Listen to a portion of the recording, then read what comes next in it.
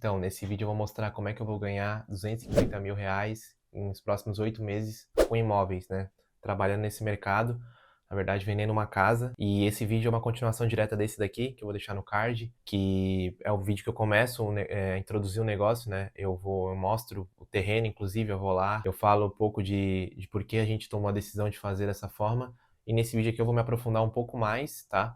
Eu vou até mostrar minha planilha já com os números para vocês verem como é que eu tenho esse resultado do título, tentar explicar tudo que eu tô aprendendo com esse processo e, enfim, eu quero mostrar a planilha para vocês. Mas antes disso, eu vou dar algum contexto aqui e vou também responder alguns comentários do outro vídeo, porque tiveram algumas perguntas e eu vou aproveitar esse vídeo para responder de forma verbal aqui, que eu acho que é melhor de desenvolver. Então, aqui o Magi Costa, ele fala que com saldo de 100 mil e dívida de 1 milhão, a gente vai tomar um bloqueio judicial e não vai nem poder receber mais, tipo, o valor do meu serviço. Só que ele não entendeu como é que funciona o processo. Basicamente, eu vou ter uma dívida com o banco, mas eu não vou deixar de pagar o banco, entende? Eu vou pagar ele mensalmente, vou pagar tudo direitinho. Só que a dívida é o seguinte, quando tu financia um apartamento, tu compra qualquer coisa, tu tem uma dívida. Tu tá pagando mês a mês ali, tu não deixa de ter uma dívida. Tu vai ter uma dívida até tu pagar. As pessoas, na verdade, não associam a palavra dívida a tô devendo uma prestação vencida. Mas a dívida é tu tá devendo um bem até que tu termine de pagar ele. Então, enquanto eu estiver fazendo essa obra, eu vou, óbvio que vou pagar as prestações na data correta, mensalmente, não vou deixar de pagar nenhuma, mas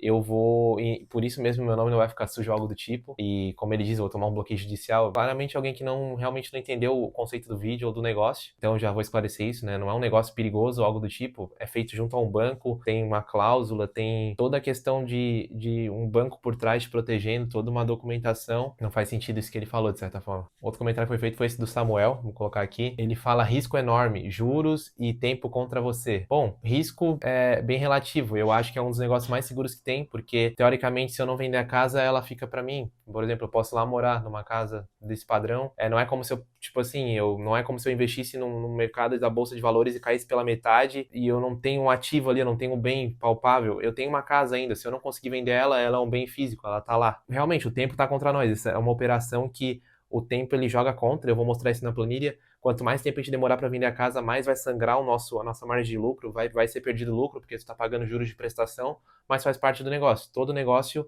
tem risco, né? Eu não sei com que cabeça ele comentou isso, mas, cara, se tu tem cabeça de alguém de estabilidade, então não entra nesse negócio claramente. Ele ainda fala, né? Ainda um funcionário, ainda com um terceiro compondo renda. Na verdade, não tem terceiro nenhum. Eu até respondi ele no vídeo. Quem tá dividindo a renda é o meu sócio. Eu e meu sócio estamos compondo a nossa renda. Não tem nenhum terceiro. Eu não sei, eu acho que esse cara não viu o vídeo. Eu realmente não consegui entender a mensagem, mas tá tudo bem. Aí aqui eu botei mais um que não tá botando fé no negócio, tá tudo bem. Eu vou, só pra responder ele que eu vou dizer sim, se não deu certo ou se deu. Minha ideia é mostrar tudo, e se não der certo, eu vou mostrar de cara limpa o porquê não, e vou tentar ajudar algumas pessoas no processo. Mas tem tudo pra dar certo. A planilha que eu vou mostrar depois mostra que não tem outro caminho se não dar certo. Basicamente, a gente tá bem ancorado aqui por estudos. Eu não meti a cara sem estudo nenhum pra fazer isso. Eu tô há mais de um ano desenvolvendo esses estudos pra criar coragem de dar início. A gente deu início em fevereiro desse ano com a compra do terreno. A gente tá com as documentações em prefeitura de projeto e tudo mais sendo aprovadas, e a gente quer iniciar a obra muito em breve, na verdade. Então, esse é o processo que tá acontecendo agora. E eu queria responder por último nesse vídeo esse comentário aqui, que ela fala que é muita doideira, por que eu comecei com uma casa desse valor tão elevado, a 1 milhão, por que não pegava um valor menor? Bom, basicamente, eu até expliquei isso no outro vídeo, mas o meu racional por isso eu comecei com a casa no maior valor que a minha renda podia liberar. Como é que funciona isso? No outro vídeo eu dei uma estimativa. Em média, né? Não é garantido, mas é basicamente o que acontece. A Caixa, ela libera crédito baseado na tua renda, né? Declarada. Seja por olerite, folha de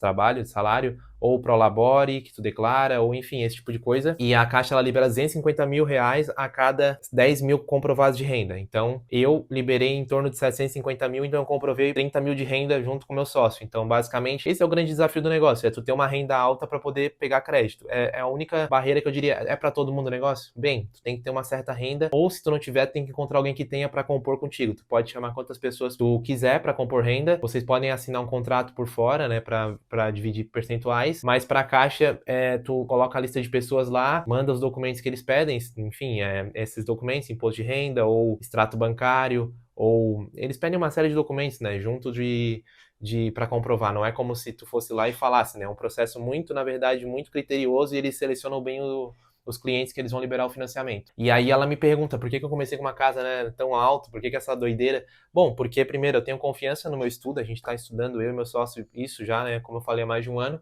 a gente tem convicção de que o que a gente está estudando vai dar certo. A gente tem coragem, por assim dizer, a gente entrou numa comunidade ali, eu comprei um curso, posso até citar para vocês, quem não tem problema, até vou mostrar, é o curso do Rafael Weiner, ele já trabalha na área, a gente está estudando com esse material. Eu também estou acompanhando o engenheiro Léo Ribeiro, que é outro grande player da área, diariamente no Instagram, eu acompanho todo o conteúdo gratuito que eles postam no YouTube e tudo mais, e o do Rafael a gente realmente comprou o curso, e estudou, e a gente vê lá pessoas na comunidade estão fazendo, e a gente viu que o negócio é bom, o mercado é bom, eu sou engenheiro, eu entendo realmente que o mercado tem gente fazendo. E a gente estudou todos os preceitos para fazer acontecer, estudo de demanda, é uma série de coisas que tem que fazer, e eu posso detalhar mais em outros vídeos como é que chega nesse estudo de demanda, eu posso passar algumas dicas para vocês, mas nesse vídeo a minha ideia é mostrar realmente os números, é entrar ali para mostrar, né, cumprir a promessa do título, como é que eu vou fazer essa renda, esse valor em pouco tempo, e com negócios reais, né, que é a proposta do canal mais uma vez. Eu não tô lançando nenhum curso digital, nenhum lançamento e produto, não, eu tô fazendo uma casa e vendendo essa casa, esse é o business. Ainda não respondi a pergunta, né, eu tô lançando isso aí, ela perguntou por que a gente, no caso eu, encarei essa doideira de fazer uma casa de um valor tão elevado. Basicamente é porque eu conseguia liberar a renda, eu vi a maior renda que eu conseguia liberar junto ao meu sócio, a gente liberou em torno de 750, 730 mil de financiamento, de dinheiro do banco, e eu pensei, por que não usar todo esse dinheiro? Eu poderia fazer uma casa de 200, 300 mil? Sim, poderia, mas eu não ia usar toda a capacidade que eu tenho de renda hoje. Eu já quero começar alavancando o máximo que eu posso, vai me dar mais lucro. Maior a casa, maior a tua margem de lucro, né? Porque também é maior o teu risco. Tudo normal. Pra mim não tem nenhum problema, eu não tenho medo de tomar risco, senão não estaria empreendendo, né? Mas, enfim, basicamente essas são as perguntas que eu achei coerente responder nesse vídeo. E aí vou deixar mais 3 perguntas que eu vou fazer um vídeo só sobre elas, que eu achei bem interessante, que são as seguintes. O Caio e o Davi comentaram isso daqui, que é sobre a população tá envelhecendo e eles não verem potencial no mercado, ou que esse mercado tem um prazo de validade. E esse é um tema bem profundo mesmo, e eu pretendo responder num próximo vídeo só para falar sobre isso, porque realmente eu entendo o ponto deles, mas eu tenho alguma visão diferente e alguns dados que mostram que não é bem assim. Então eu vou falar sobre isso em breve, pretendo separar só um vídeo para falar disso, né? Porque se eu falar nesse vai ocupar demais, esse vídeo eu acho que já vai ficar longo. Se eu falasse disso ia muito mais, então vou deixar para um próximo vídeo, tá? Seguem acompanhando aí que a pergunta de vocês vai ser respondida. E por fim aqui também o Vitor questionou sobre a taxa Selic tá alta e se esse é um bom momento para fazer isso. Eu também acho que esse é um outro tema que dá para fazer só um vídeo de 10 a 15 minutos falando sobre isso e sobre o risco e a taxa Selic e por que vale a pena, né? Já respondo que vale porque eu tô fazendo, mas eu deixo para explicar o racional do porquê que vale a pena no próximo vídeo também.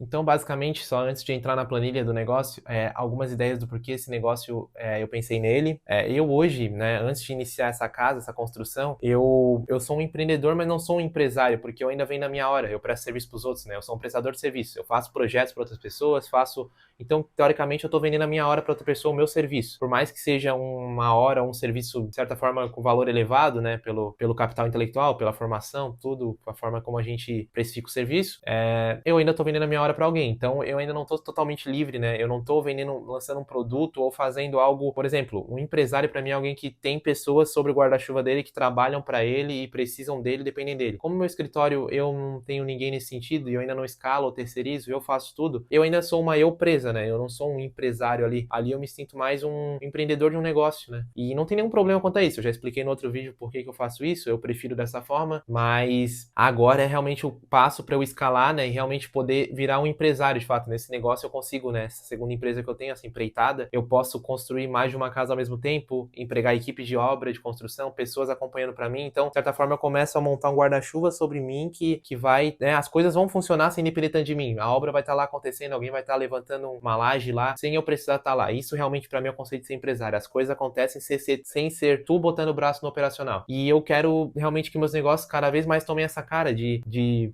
projetando isso, né? Como eu falei em outro vídeo, meu objetivo é trabalhar cada vez menos, assim, ficar mais realmente no intelectual e pensando, né, a visão do negócio, expandindo o negócio, do que ficar realmente no braçal, que é desenvolvendo e fazendo, né, realmente o que tem que ser feito, que hoje projetos no meu negócio principal. Então, basicamente, dentro desse contexto, eu até citei no outro vídeo, né, o livro do Naval Ravikant sobre alavancagem e as formas de crescer, e uma delas é capital, pessoas ou, enfim, tecnologia, ele fala também. Mas capital e pessoas, eu vou usar o dinheiro do banco, eu estou me alavancando com capital aqui, então é uma forma de se enriquecer. Na verdade, a alavancagem é uma das únicas formas de tu enriquecer de certa forma rápido, né? De tu não seguir o caminho comum de ter que vender tua hora e ir construindo patrimônio mês após mês. Porque também dá para chegar dessa forma, mas vai demorar mais, compreende? Então, essa é uma forma que eu tô vendo de expandir e de encurtar o meu período de trabalho, porque eu quero cada vez mais estar mais tranquilo. Eu tenho plano de ter uma família em breve, ter filhos, então tudo isso, quando chegar esse momento, eu quero estar o mais presente possível, por exemplo, para cuidar dos meus filhos. Então, eu já estou projetando hoje, né, tentando já visualizar hoje o quanto eu preciso trabalhar para chegar lá na frente trabalhando muito menos, para poder dar mais atenção para essas coisas. Então, sobre isso, basicamente é isso.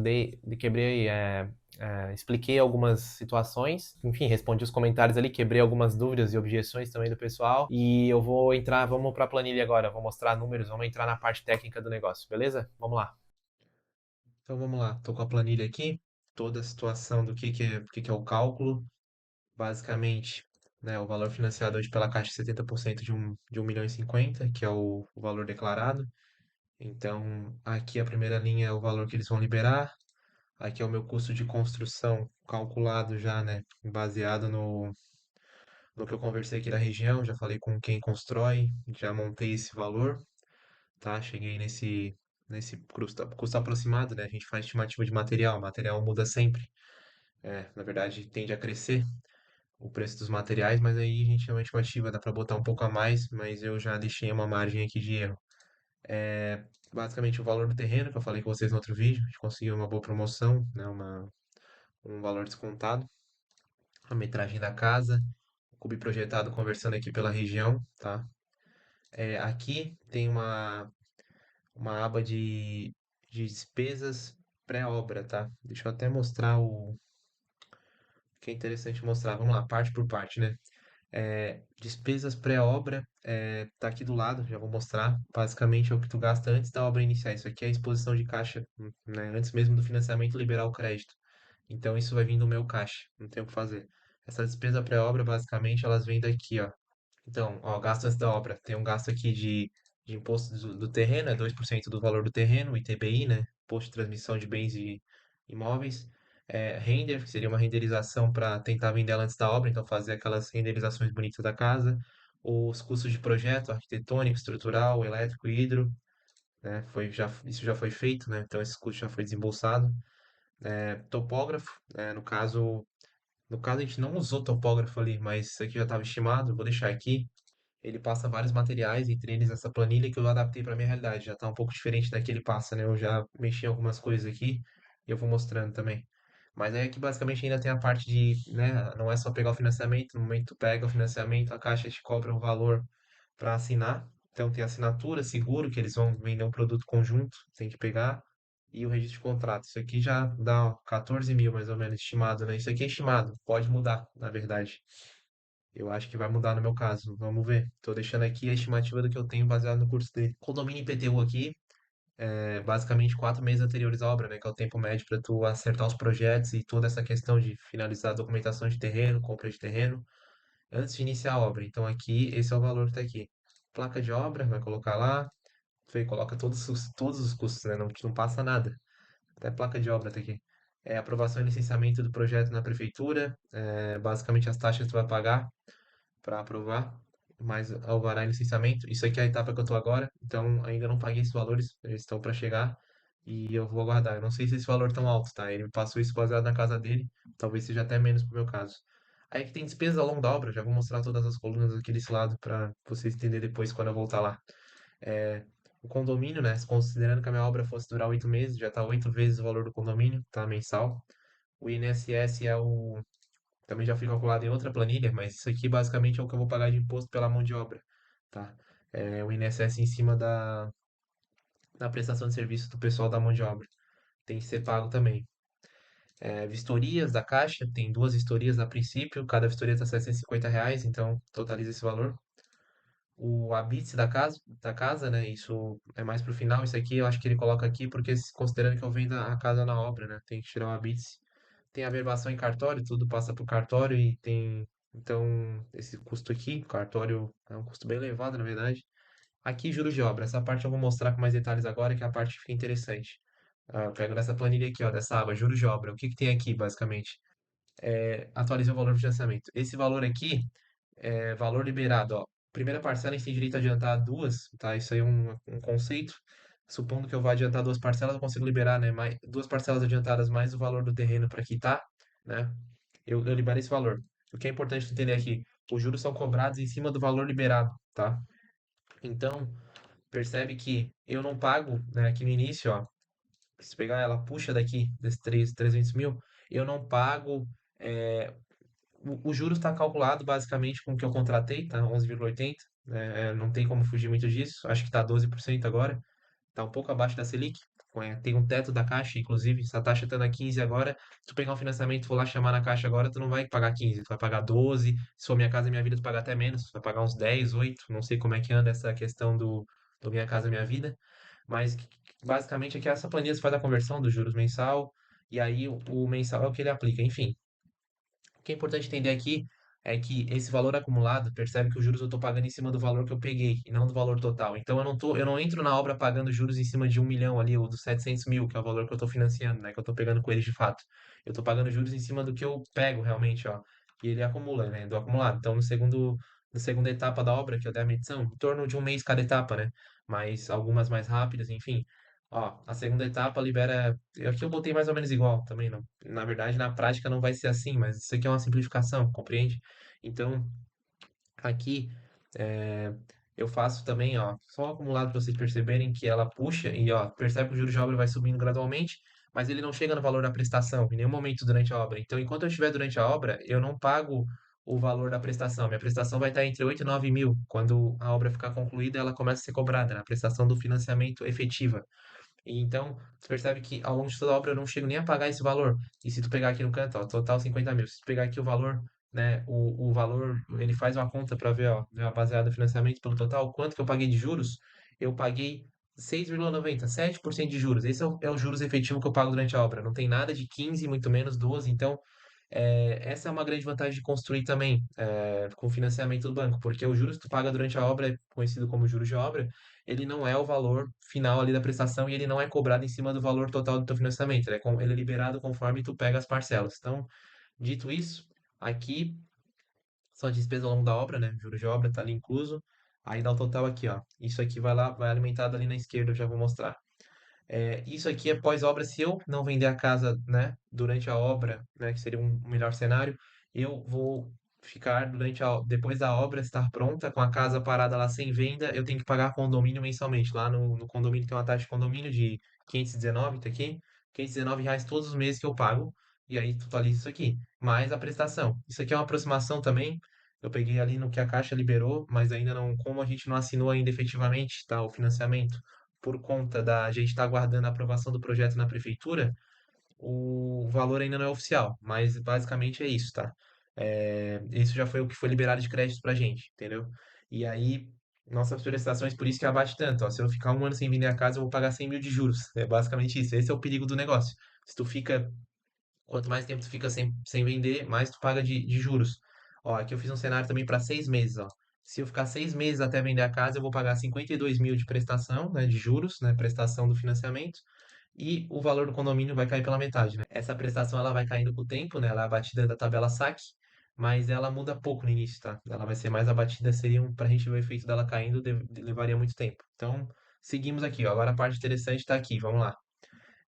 Tá, custo de obra, a gente viu ali pré-obra, obra, pós-obra, aí eu simulei os cenários, 12 meses, 6 meses ou vendida na obra, são os custos. Se eu vender na obra, só tenho o direito de pagar, só sou obrigado a pagar a primeira prestação e o condomínio, tá?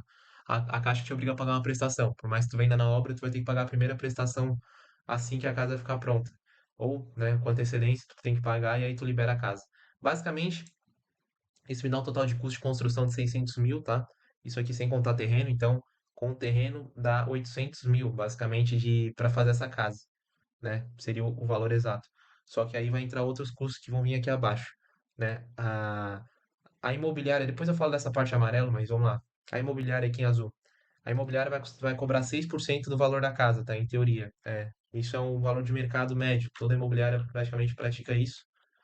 Eu vou tentar negociar para 5, ver que já melhora a situação, mas eu vou deixar aqui a planilha nos piores cenários. Então, eu vou deixar 6%. E já dá uma parte que a gente perde aqui na imobiliária, mais imposto de venda, 15%, porque eu estou fazendo na pessoa física, 15% sobre o ganho de capital. E aí esses 15% entram aqui, ó, 15% já calculado aqui em cima do lucro bruto, né? E aí, olha só, aqui tu já perde 100 mil, 110 mil de taxa, não tem o que fazer. Isso aqui é parte do processo, tem que aceitar, é o mercado, tá? E ainda assim tu vai ter lucro na operação, tu vai ver. Basicamente aqui, esse, esses são os três cenários que eu trabalho, otimista, esperado e adverso. É bom explicar isso. Esses cenários o otimista se eu vender a casa na obra, o esperado é se eu vender 6 meses após a obra, então ela ficar pronta 6 meses ali em busca de um comprador e eu pagando aquelas taxas que eu mostrei ali ao lado. E o adverso é 12 meses, se ela ficar um ano parada sem ser vendida e eu pagar todas as taxas possíveis. Isso aqui é o custo a ser aportado, que seria eu e meu sócio, quanto a gente vai ter que botar do nosso bolso se esses cenários ocorrerem. No otimista, o valor é menor, evidente, essa diferença vai conforme eu vou pagando mais prestações do meu bolso, mais taxas que o financiamento não cobre, entende? O financiamento vai cobrir boa parte do valor da casa, mas aquele adicional de prestação e tudo que vem depois vai vir do meu bolso. Então, são esses três cenários. Isso aqui que sangra a operação. Tu vê, ficar um ano sem vender a casa dá basicamente 100 mil a mais, ó, à disposição do meu bolso. Conforme tabela de gasto aqui, conforme essa tabela aqui, aproximadamente 25 acima do CUB, é uma estimativa. Esse VGV aqui, eu falei aqui até, ó, markup de médio alto padrão. O markup é o quanto eu vou cobrar da casa acima do custo de construção, para eu entender se a minha casa está realmente rentável. Então, o valor justo que eu teria que cobrar, considerando esse ajuste de construção, é 1.200.000. Tá próximo, mas não tá dentro do ideal, mas dá para projetar, ó, tá entre 50 e 40. 40% é casa popular e médio padrão, que eu já falei em outro vídeo. Casa popular e médio padrão, né? Pode ser a realidade de muitos de vocês. Então, como assim minha casa é popular? Hoje, Minha Casa Minha Vida, qualquer imóvel até 350 mil é considerado popular. E agora entrou para a Caixa atualizou e adicionou uma quarta faixa de renda que vai até 500 mil. Então, em teoria, se tu tem um imóvel, se tu mora no imóvel que custa até 500 mil, tu tá morando no imóvel popular, segundo a Caixa. É isso que quer dizer, tu poderia financiar ele pela Minha Casa Minha Vida. E o que chama-se de médio padrão é de 500 mil a 1,5 milhão. E acima disso é realmente o alto padrão. A minha casa nem entra no alto padrão, né? Porque ela tá 1,1 milhão. Ela seria o médio padrão, segundo enfim, as classificações que a gente usa no mercado. Então esse markup de 40 para ela tá bom. Então eu tô dentro, ó, 1,130. O mercado ali, eu tô com uma operação relativamente lucrativa. Minha casa tá dentro do padrão. O que importa, na verdade, que a gente vai ver hoje, eu até botei aqui o metro quadrado praticado nas casas e se valorizar ainda, né? Porque ainda tem isso. Esse é o preço das casas hoje. Eu coloquei o meu preço de venda considerando se eu vendesse minha casa amanhã. Mas vai ser daqui a um ano. Eu nem um ano, né? Vai ser daqui 8 meses. 8 a 10 meses, né? Dependendo dos processos. Mas assim, eu nem estou estimando esse custo de valorização que a casa vai ter ainda por conta do aumento dos materiais e tudo. As pessoas repassam para casa. Então, a casa na região valoriza. Eu ainda posso ter um lucro maior do que esse ainda que está aqui no vídeo. Mas, ó, o lucro estimado bruto, no melhor caso, o melhor cenário que eu vendo na obra, 273, 273 mil, e no pior caso, 180 mil. Aí aqui, ó, melhor, 232, pior, 154 mil. Aqui embaixo até tem a comparação, ó, que ele mostra com percentuais, dá para comparar legal, porque o retorno sobre investimento, ele percebe que nos dois casos, até no pior cenário, ele está acima da taxa Selic. A taxa Selic seria se eu pegasse todo esse dinheiro e deixasse ele parado e não fizesse nada com o meu dinheiro. Então, eu deixo ele parado a 15%, e mesmo que a minha casa se chegue nesse pior cenário, que é de ficar um ano sem venda, eu tenho esse percentual aqui, ó, de 17%. Então, mesmo no pior cenário que eu estou vendendo a minha casa, eu estou acima de deixar meu dinheiro parado. Então, é o custo de oportunidade, entende? Vale mais a pena eu investir em fazer esse negócio do que deixar o dinheiro parado. E fora o aprendizado, né? Eu tô aqui para realmente é um negócio que eu tô pensando a longo prazo, mesmo que essa primeira casa me desse algum tipo de ficasse no 0 a 0, claro que não é legal, mas a gente tá aprendendo e todo erro vira aprendizado. E então, ainda compondo esse pior cenário, mostrando para vocês que com as prestações e ali os juros me comendo 100 mil reais do meu lucro, eu ainda consigo ter um rendimento maior do que eu teria se eu deixasse dinheiro parado na Selic, para mim já vale a pena. Isso que é o retorno sobre investimento, porque tem essa diferença. Retorno sobre investimento é sobre o custo total da casa, mas o sobre o aporte, que é o quanto eu coloquei de dinheiro realmente, porque tu percebe, a casa, por mais que ela teve custo de construção ali de 800 mil, né? Terreno mais construção. Mas do meu bolso, eu vou colocar em torno de 70 mil. Então, esse 70 mil aqui, vamos supor otimista, vamos começar a considerar, né, melhor cenário. Em cima de 70 mil, eu vou fazer 230 mil. Então, esse é o meu percentual de realmente rentabilidade verdadeira. Fora o teu 70 que tu botou também. Tô falando de lucro, né? Lucro terminou a operação, tu vai ter 230 de lucro. Se tu botou 70 do teu bolso, tu vai terminar a operação com 300 na tua conta. Esse é o negócio. Tu bota 70, volta 300. Isso, né? Se a casa for excelente vendendo a obra. Isso eu não controlo. Então, eu trabalho com esses três cenários. Tudo isso dentro do padrão. Então, aqui eu vou mostrar um outro gráfico, tá? Agora, uma outra aba, que é para vocês entenderem isso mais visualmente, talvez. Que eu também estou trabalhando aqui com os financiamento, desembolso, né? O cenário otimista, esperado e pessimista. O meu custo total da casa, percebe que ele vai aumentando conforme eu fico pagando prestação, né? Porque essa diferença aqui basicamente é eu pagando aqueles juros enquanto a casa não vende. Lembrando, aqui eu vendo na obra, 0 meses. Aqui eu vendo 6 meses com ela, né, pagando juros, 12 meses. Basicamente, o que tu vê aqui de lucro é 230 mil. Lembrando que aqui é um lucro líquido da operação, né? Eu divido isso meio a meio com o meu sócio, então tá aqui, lucro individual de cada um de nós, 116 mil. E aqui um salário mensal, que seria o quê? Eu peguei esse valor de lucro e dividi pelo tempo que a gente pretende finalizar a operação, né? Nesse cenário, vendendo a casa em 8 meses, mais 4 meses de aprovação da prefeitura, toda a empreitada durou 12 meses. Então, em um ano, eu pego 116 mil, divido por 12, é como se eu tivesse um extra, um salário de 10 mil mês para fazer essa operação. Pode até, a princípio, parecer pouco a primeiro momento, né? Porra, todo esse esforço para ganhar 10 mil, 9 mil, mas, cara, é a primeira casa, a gente tá aprendendo, é um negócio que completamente novo. Se eu, né, eu tô com esse objetivo de fazer essa casa para aprender e iniciando, né, vendo que isso dá certo, pegando confiança, eu faço duas, três, então aí tu começa a ver que a brincadeira, né, 3 vezes 9, 27 mil mês, considerando, né, se vender, né, todo esse cenário que a gente não controla, mas só dando exemplo para vocês entenderem. O negócio tá aqui em escala. Eu penso em fazer mais de uma casa no futuro, eu penso em. É um negócio bem mais tranquilo do que o meu escritório hoje. O meu escritório depende de mim diariamente aqui, estando projetando, cumprindo as funções, enquanto esse negócio de casas é mais tomada de decisões, reuniões pontuais com arquiteta, com mão de obra, são coisas bem, apesar da responsabilidade estar ali, né? Tu tá pensando sempre, é o teu capital em risco, tá? Todo risco é teu, isso faz parte, normal, mas tem essa vantagem grande que é a tu poder tá escalando, tá? Isso aqui é o desembolso individual, tá? Isso aqui é o quanto, né? Porque a gente tá em dois. Isso aqui é o desembolso total. Eu e meu sócio vamos tirar do bolso 36 mil e vamos ter de lucro 116 mil. Então esse é o negócio, no melhor cenário. No pior cenário, a gente tira um pouco mais de dinheiro, vai pagar mais taxa e recebe menos, aí já dá um salário menor, ó. Porque eu também tô dividindo por 18 meses, né? Eu tô considerando todo o ciclo. Então, se eu levar 6 meses a mais para vender a casa, o meu ciclo não é mais 12, ele é 18, porque se soma aqueles 6 meses que eu não vendi. Então é dinheiro que eu poderia estar usando em outro local. E 24 meses, né? Um ano seria os 12 meses da casa, né? O ciclo dela ficar pronta, do momento zero, que foi o momento que eu comprei o terreno, 12 meses para construir, ponto. E aí mais 12 para vender, que ela ficou parada há um ano. Então 24 meses é esse ciclo.